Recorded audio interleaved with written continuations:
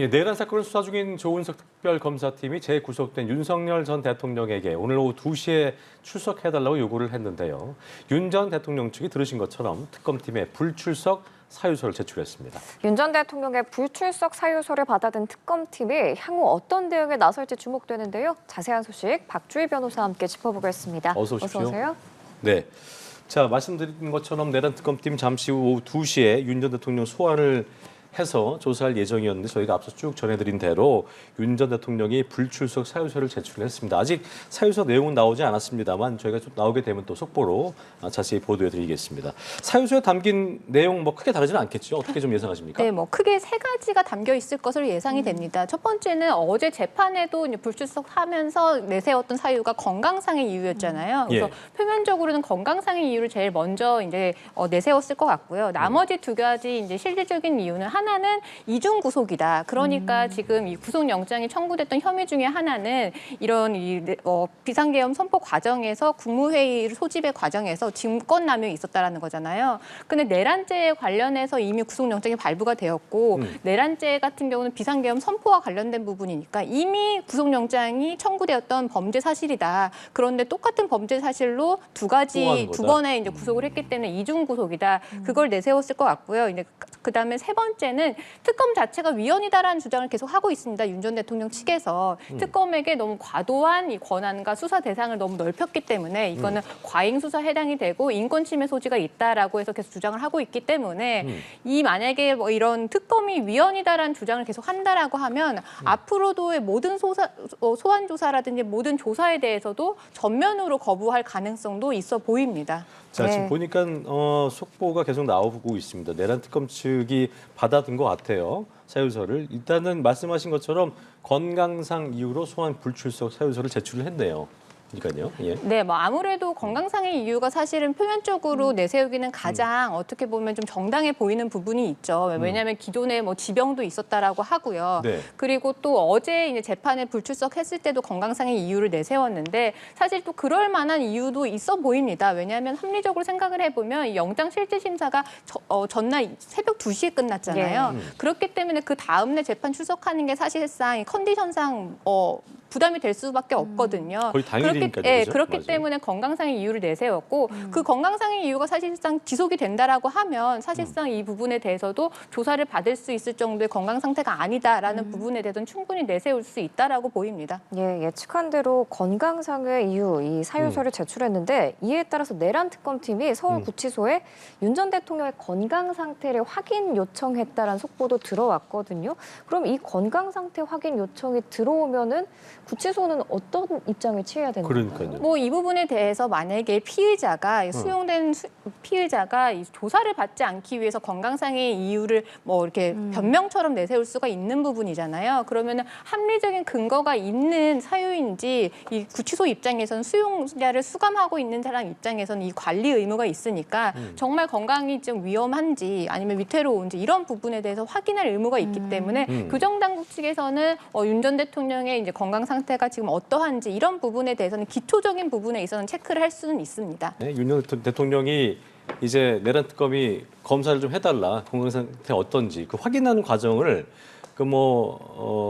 구치소 내에 이제 또 의료진이 있을 테니까 가서 직접 이렇게 하게 되는 건가요? 그렇게 하고 확인을 할까요? 네, 뭐 체중이라든지 아니면 체온이라든지 기초적인 이제 검사를 할 수가 있죠. 왜냐하면 수용자들에 대한 건강을 챙겨야 되는 이 구치소의 의무가 있으니까요. 정말 건강이 안 좋을 수도 있기 때문에 근데 네네. 이런 기초 체크를 해봤는데 전혀 건강에 문제가 없다. 아니면 뭐 조사를 받는 데는 사실상 문제가 없다라고 판단을 할 수가 있거든요. 사실상 이 특검의 의중은요. 이게 지금 구치소 측에다가 건강을 체크해달라고 하는 부분 요청을 했다라는 거는 결국 강제 구인으로 가기 위한 준비 단계라고 보시면 될 것 같아요. 왜냐하면 그 의료진 체크를 했는데 조사를 받는 데는 문제가 없을 것 같다는 판단이 나오면 사실상 조사를 거부하는 것에 해당될 수밖에 없거든요. 그렇게 되면 특검 입장에서는 그 다음 단계인 강제 구인을 생각해 볼 수밖에 없는 부분이기 때문에 그 부분에 대한 합리적인 이유를 만들기 위해서 건강 체크를 하도록 요청을 했을 가능성도 높아 보입니다. 다시 네. 얘기하자면 이제 일단 봐가지고 체크했을 때 그러니까 내 컨디션이 안 좋고 나의 마음인데 일단은 뭐 물리적으로 큰 문제가 없으면 나와야 된다는 게 원칙이라는 걸 계속 강조하는 거라고 볼 수 있겠네요. 네, 맞습니다. 뭐 이 조사라는 게 뭐 내가 받고 싶어서 받고 받기 그러니까요. 싫다고 해서 받지 않는 게 아니라 사실상 물리적으로 전혀 문제가 없다라고 하면 소환 조사에 의응하는 게 그러니까요. 맞기 때문에요. 이런 건강상의 문제가 없는데도 건강상의 이유를 댔다라고 하면 그 부분은 조사를 거부하는 것으로 간주할 수 그렇겠네요. 있습니다. 네, 지금까지 상황을 한번 정리해드리면 예. 윤 전 대통령이 건강상의 이유로 불출석 사유서를 제출했고 이에 대해서 내란 특검이 서울구치소에 건강 상태 확인을 요청했습니다. 또 서울구치소 제출 자료를 검토 후에 다음 조치를 취하겠다라고 내란 특검이 밝혔는데 내란 특검이 윤 전 대통령 주말에라도 다시 소환 통보 가능하다. 소환이 원칙이고 구치소의 방문 조사 계획은 없다라는 입장을 밝혔어요. 그러면은 강제 구인 방식이랑 이 소환 조사가 원칙이다. 이건 좀 결이 다른 건가요? 그 사실상 같은 결이 같다라고 보시면 되죠. 원래는 소환을 하면은 원래 피의자가 응하는 게 맞는데 네. 지금 피의자가 응하지 않고 있으니까 결국에는 강제로 끌고 간다라는 의미예요. 그러니까 강제 구인이라는 게 거칠게 말하면 강제로 끌고 간다라는 것이거든요. 근데 사실상 원래 강제 구인이라는 건 형사소송법에 없는 법에는 없습니다. 네. 그렇지만 구속영장을 발부받은 피의자가 이 부분에 대해 수사를 거부를 하면 강제로 조사실로 끌고 올 수 있다는 대법원 판례가 있거든요. 네. 그걸 토대로 특검이 이제는 조사에 응하지 않으니까 순순히 응하지 않으니까 그럼 우리가 강제로 인치하겠다 이런 의미로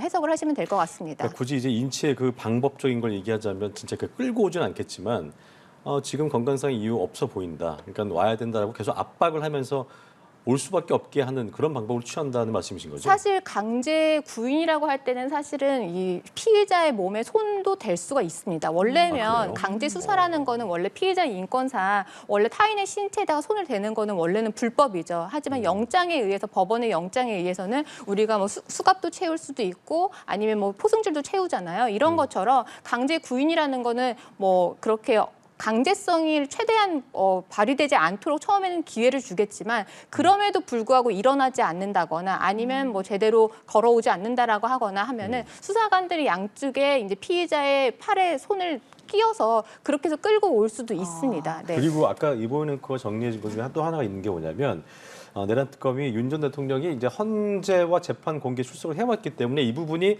전직 대통령과 차이가 난다. 이 얘기는 재판 나갔었으니까 이걸 못 온다는 이유는 안 된다는 걸 강조한 거라고 봐야 되나요?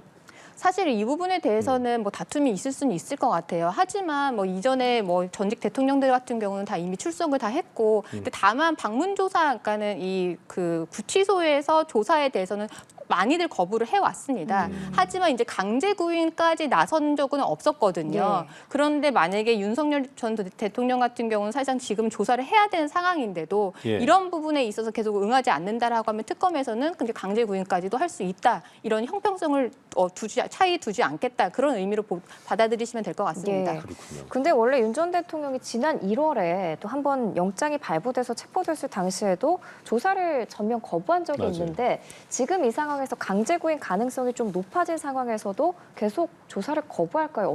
어떻게 대응을 할까요? 사실 지금부터는 사실은 어떻게 보면 법리 싸움이라기보다는 어떻게 보면 이제 체력 싸움이나 인내심 싸움이라고 볼 수가 있을 것 그래요? 같아요. 네. 그리고 그 1월하고 좀 차이가 나는 거는 1월에는 이미 어쨌거나 그러니까 직무가 정지된 상태이긴 했어도 그래도 현직 대통령의 신분을 가지고 있었거든요. 예. 하지만 지금은 이미 파면이 되었고 그렇기 때문에 현직 대통령 신분이 아니기 때문에 이런 수사 당국에서는 그 정도만한 예우를 해주지 않을 가능성이 굉장히 높습니다. 그리고 이미 재판 중이기 때문에 이런 부분까지 감안을 한다라고 하면 충분히 특검이 강제 구인도 실질적으로 실행을 할 가능성이 매우 높아 보이기 때문에 이런 상황에서 윤 전 대통령 측에서 어떠한 판단을 할 것인지 이 부분이 좀 지켜봐야 될 것 같습니다. 그리고 이제 일반인들 볼 때는 잘 구분을 못 하실 수도 있겠습니다만 검찰 출석과 재판 출석과 이게 본인의 어떤 유불리를 따져서 그 나오는 그 부분도 구분을 짓지 않을까 싶은데 이 부분은 어떻게 좀 봐야겠습니까? 사실은 이 형사 재판은 원칙은요, 이 걸석 재판이 허용되지가 않습니다. 걸석 재판이라는 건 피고인이 불참한 상태에서 재판이 진행되는 거는 허용되지가 않습니다. 허용이 안 된 네, 거군요. 재판장에 특별한 허가가 있어야지만 그게 가능하기 때문에 강제 의무. 예, 네. 법원 출석은 필수적인 거고요.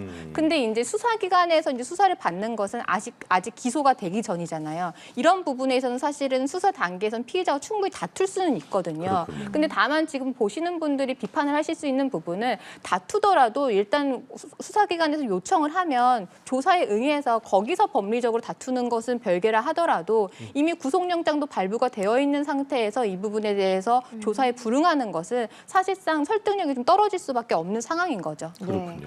윤 전 대통령이 어제 뭐 변호사도 접견했다고 하고 어떤 대응책을 논의했을 걸로 보이는데 지난 1월에 구속됐을 때 뭐 체포적부 심사 그리고 구속 취소 청구 등의 각종 법적 수단을 동원한 바가 있습니다. 그럼 이번에도 똑같이 그렇게 할 가능성은 얼마나 있다고 보시나요? 좀 매우 높아 보여요. 왜냐하면 이게 법리적으로 이런 구속 적부심이라든지 구속 취소라든지 이런 걸 주장을 했을 때 인용될 가능성은 굉장히 낮습니다. 예. 구속 적부심이라는 거는 구속 자체가 위법했을 때 사실은 인용이 되는 거고 예. 구속 취소라는 거는 구속을 계속할 필요성이 없어졌을 때 하는 건데 사실 구속 사유가 증거인멸의 우려였는데 사실 이 과정에서 증거인멸의 우려가 과연 해소됐을까라는 부분에서는 의문이 있기 때문에 네. 아마 구속 적부심이나 구속 취소 부분에 대해서는 받아들여질 가능성은 없는데요. 근데 법리적으로 이 주장을 할 가능성이 높다고 판단되는 부분이 하나는 지금 특검의 수사 기간과 굉장히 연관되어 있어요. 왜냐하면 특검의 수사 기간은 법적으로 정해져 있잖아요. 준비 기간 20일 포함해서